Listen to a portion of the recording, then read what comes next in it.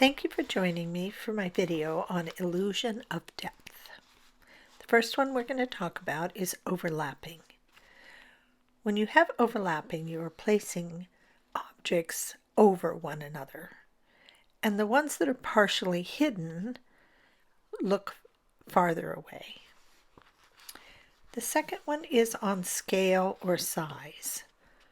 Items, when they are further from the viewer, appear to be smaller in size. Number 3 is details. When you view something up close, you see details, like the bark on the trees. But when things are farther away, you don't see as much of the details, and it looks more blurred or more sparse.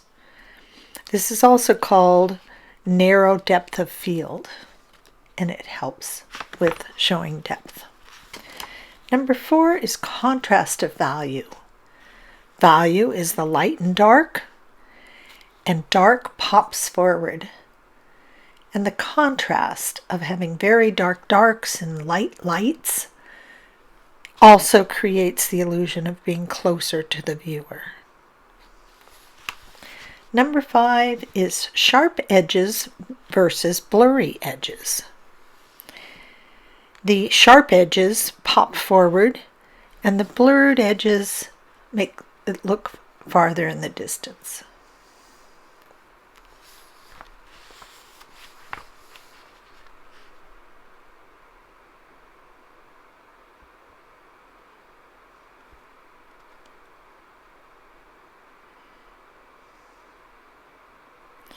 Number 6 is thickness of lines.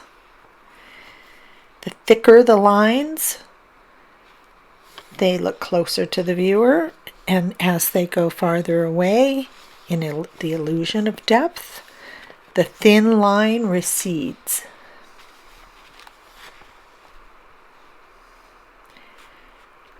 Just as things get smaller as they go farther back, the lines actually get thinner, which is sort of like getting smaller.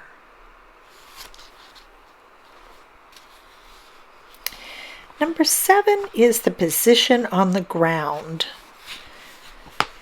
You need to have a sense of grounding, a sense of position. You can't tell distance until you have a ground. And things appear to be farther away the closer they are to the horizon line.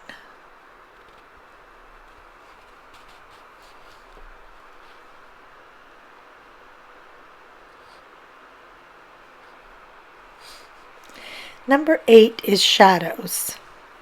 You can use shadows to help with perspective and showing depth in your picture, because you can use those shadows to go towards converging lines, or some people might refer to it as perspective lines going towards a vanishing point.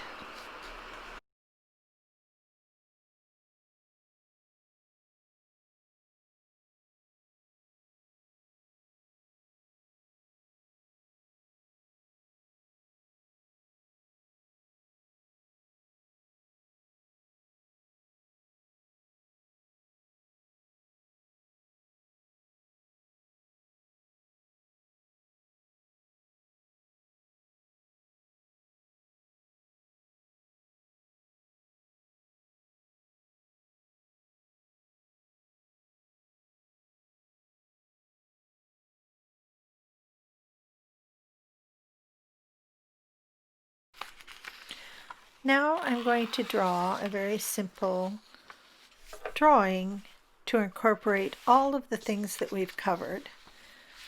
I'm going to make a series of very simple trees. And the first thing I'm going to do is do size. So I used a vanishing point to help show where the tops of the tree, where the bottom of the branches, and where the bottom of the trunk would go towards the vanishing point. And that will help guide me how high they should be and where the branches should end and where the trunk should end. I'm also leaving a large space between the first tree and the second tree, and having a little shorter space for the third tree, and then the trees start overlapping. Overlapping and size being two of the things we covered. Now I'm going to number 3 with the details. So I'm including a lot of detail on this first tree so that this tree will appear to be closer to the viewer.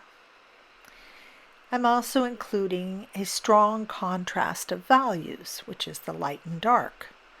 The first tree is going to have dark, dark, darks and light, light, lights, so it'll have a nice contrast. And the second tree will have a little less, and the third tree even less as far as contrast and as far as dark darks and light lights. Then with number 5, we have the sharp edges versus blurry edges. And for the tree that is large in size and has the values and has the position farther from the horizon line, it will have very sharp edges. And the trees that are closer to the horizon line and smaller, appearing to be in the distance, will be more blurry and less contrast.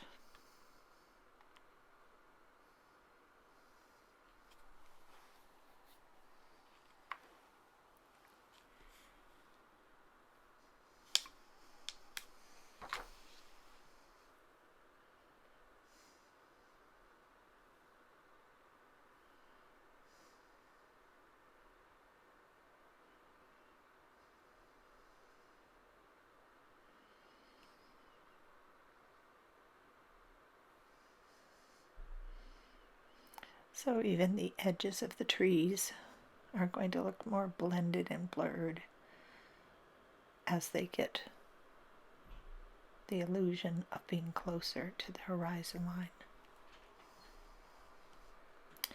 Please notice the position on the ground. The largest tree that appears to be closest to the viewer is farther away from the horizon line, and the smaller, blurred, lighter, fuzzy trees are closest to the horizon line. Now we're putting in shadows towards a vanishing point, which should help create the illusion of depth in your picture. Thank you for watching, and please subscribe.